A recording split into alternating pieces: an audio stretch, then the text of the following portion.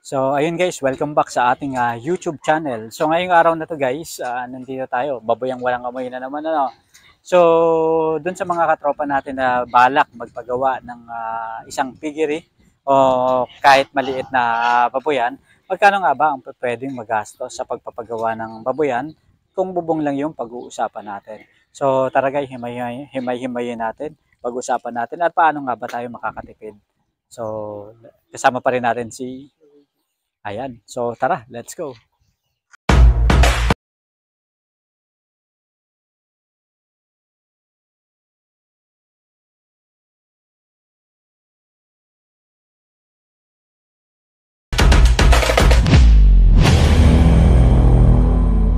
So ito guys, ang isang simpleng design ng isang baboyang walang amoy. So kung makikita natin, nandito yung mga basic na makikita natin sa ibang mga baboyan rin.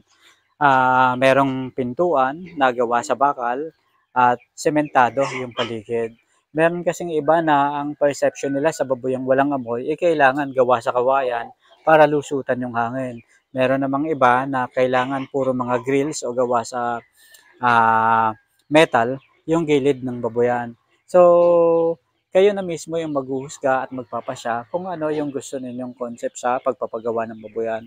Pero masasabi ko guys na etong ganitong concept kahit konkreto siya, yung gilid, masasabi pa rin natin na baboyang walang amoy. So nasa sa atin lang naman yan kung paano natin didiskartehan ang pagpapagawa ng baboyan. Dito, mga elemento na kailangan, syempre yung sukat na at least 0.8 square meters to 1.2 square meters ang sukat na dapat nating ilaan sa bawat isang baboy na aalagaan natin, lalong-lalo na kung patiner.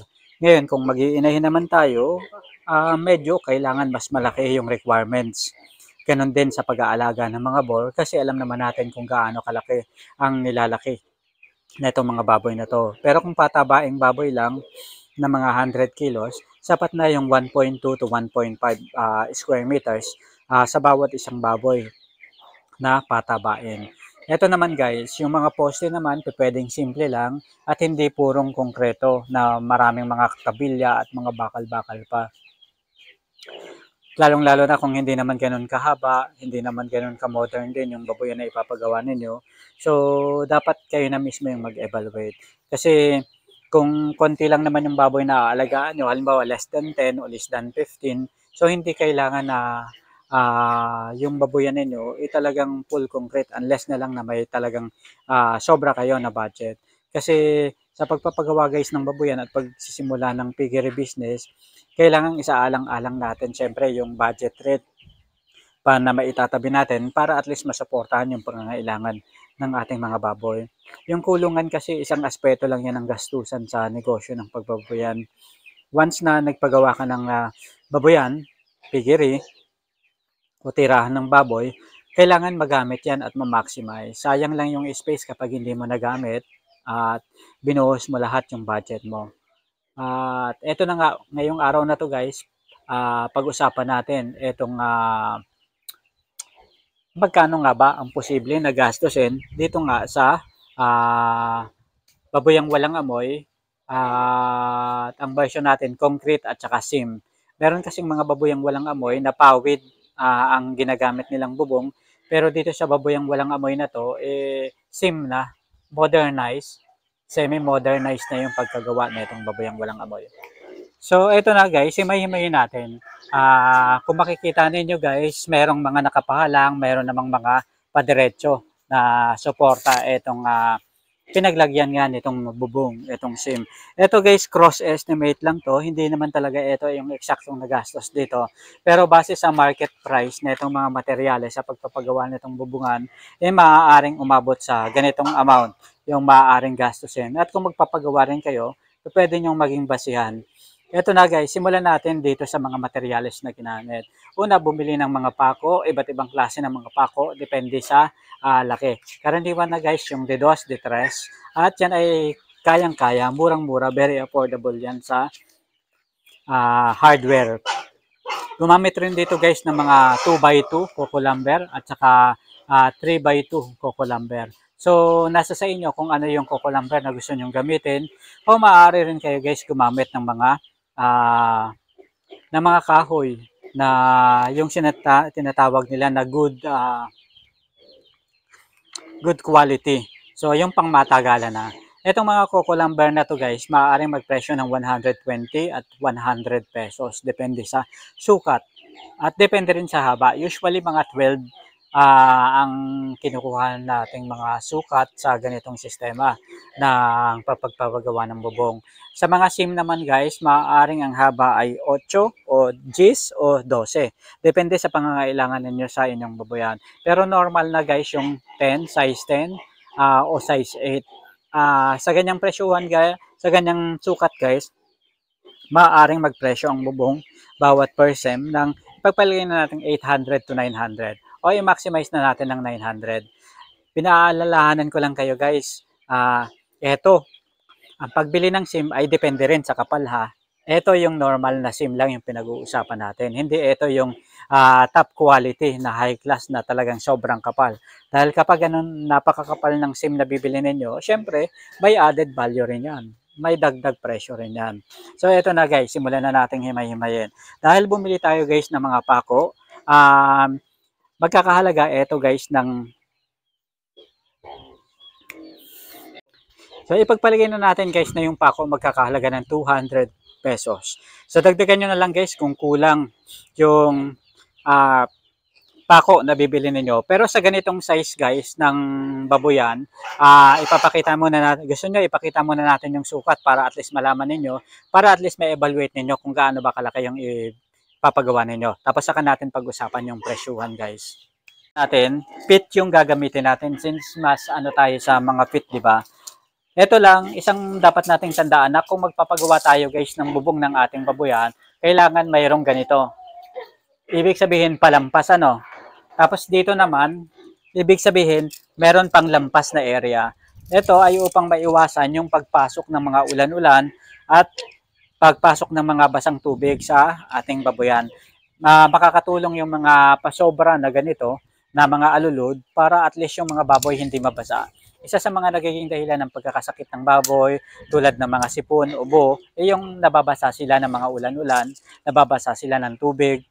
At syempre, yung init din, araw, yung pabago-bagong klima ng panahon, lamig, hangin, sobrang tindi ng hangin.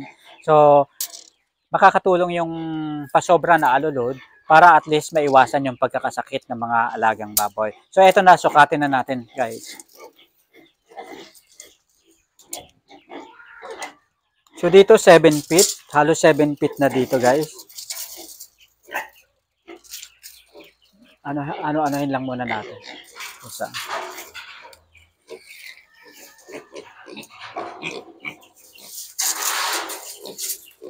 Seventeen.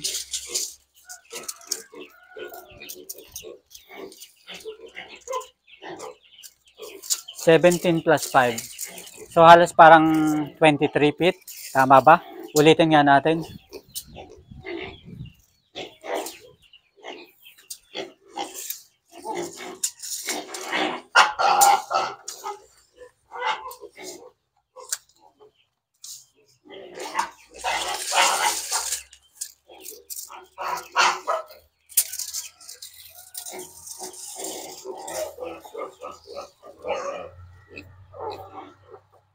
Tama. So halos mga 23 feet guys ang sukat nitong ang haba nitong kulungan ng baboyang walang amoy.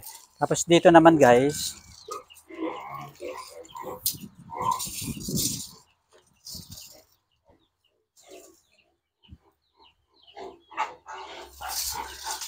so halos 11 feet kasama na yung alulod, 11 feet to 12 feet. So, merong mga gumagawa ng mga sim gawaan ng yero na pwede nyong i-customize. Depende sa haba o depende sa kung ano yung pangangailangan ninyo. Pero normal na yung D8 o D10 para at least yun na yung normal na mapipili sa mga hardware. So, ito na guys, simulan na natin. Halimbawa, yung presyo guys ng pako ay 200 pesos. Maaaring tumaas pa yan. Hindi naman kataasan, pero maaari lang kayong magdagdag ng siguro additional 100 pesos to 200 depende sa pangangailangan ninyo sa inyong baboyan. Ikalawa naman guys is yung 3x2, halimbawa apat yung ginamit, so 480, 120 per piece. Tapos 2x2, 18 yung ginamit. So merong pahalang at meron namang pahaba, pabalagbag. So makakatulong ito bilang suporta sa inyong bubong.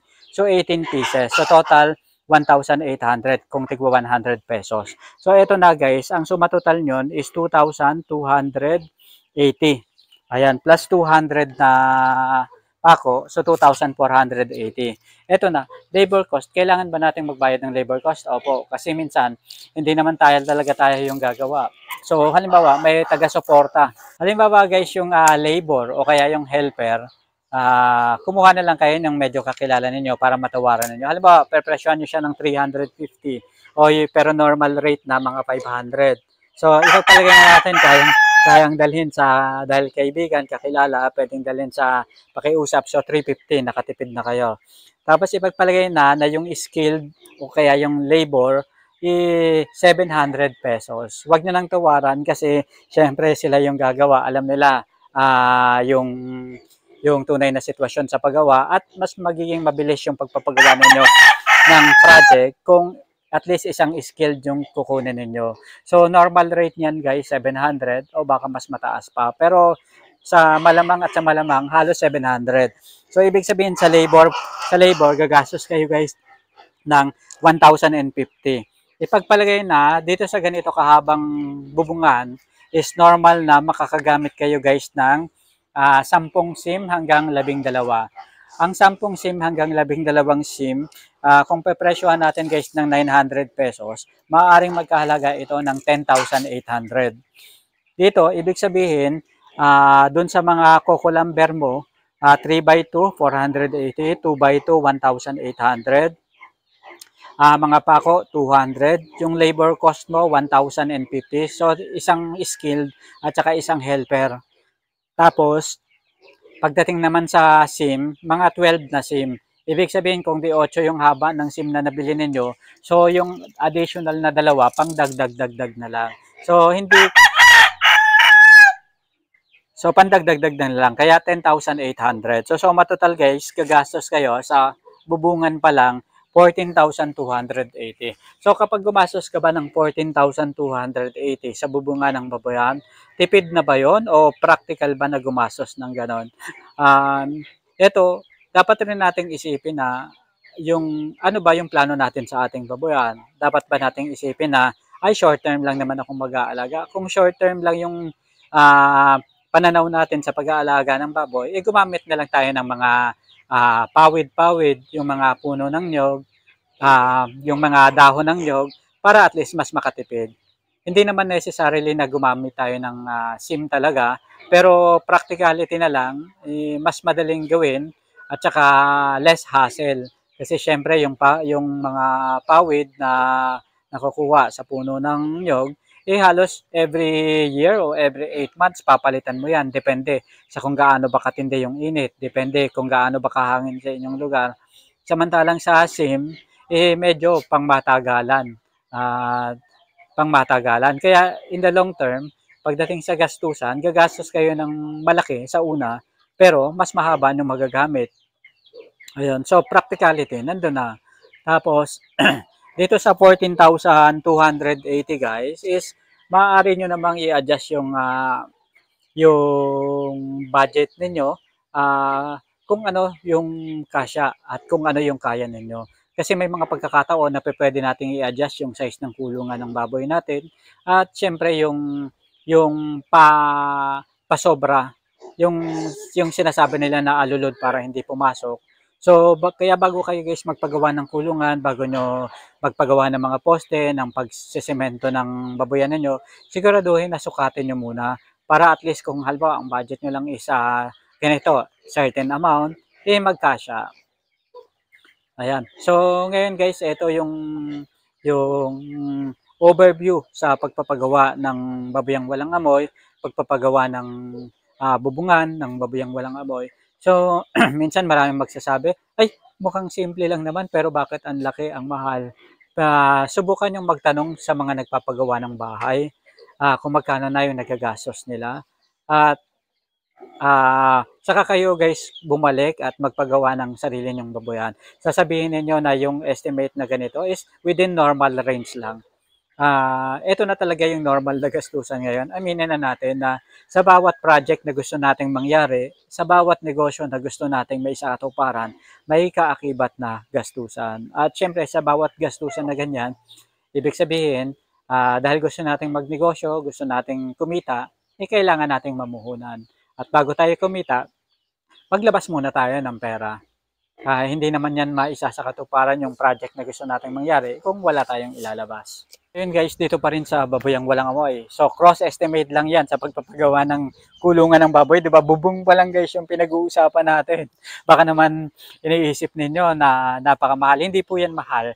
Tamang-tama lang po yan sa ganito, simple na baboyan. At doon sa mga katropa natin na gustong pumasok sa negosyo ng pagbababoyan, meron naman kayong alternative. Kung ano yung available na funds ninyo, pagkasyahin ninyo. At magsimula kayo sa maliit. Kung meron naman kayong sapat na pondo, pwede na palakihin nyo na kaagad. Nasa sa inyo pa rin dahil kayo pa rin naman yung maghuhusga, kayo na may-ari ng inyong baboyan. Basta ang payo ko lang guys, kung magpapagawa kayo, huwag nyong ibuhos lahat ng budget nyo doon para at least may extra pera kayo, pambili ng feeds, pambili ng mga piglets, para at least tuluyan yung maisakatuparan ang negosyo ng pagbababoyan. So, si Louie nga, magpapagawa ka na bro. Soon na no? Ayan. So guys, maraming salamat sa pagsama sa atin ngayong araw na to. Isa na namang kwentuhan dito pa rin sa Kabady Mo Ko YouTube channel. So, dito pa rin sa Baboyang Walang Amoy. Kasi napakarami nating katropa nagtatanong, magkano ba yung nagastos dyan? So, itatopic natin yan pa isa-isa. By the way guys, ngayon is day 119 na sa pag-aalaga ng baboy. So, napakagandang tingnan guys kapag yung mga baboy lumalaki na. Silipin natin. So, ito yung mga alagang baboy. So, sinimulan ito dati, talagang napakaliliit pa. Pero ngayon, napakalalaki na. So, ang pakain dito guys, from bimig to pig rulac. Ayan. So, starter na yung pinapakain dito kasi more than 60 days old na sila. Ibig sabihin, more than 60 days old from pagpapanganak sa kanila. Kaya, ito, starter na yung ginagamit. So, kayo, ano yung mga karanasan ninyo, experiences ninyo sa inyong baboyan? Mag-comment na kayo sa baba at ikwento nyo naman sa amin para at least ma-share namin sa iba nating mga katropang magbababoy. So, ako po si Kabady Mo Ko, kasama natin si... Ayan. So, maraming salamat mga katropa. Hanggang sa muli. Paalam.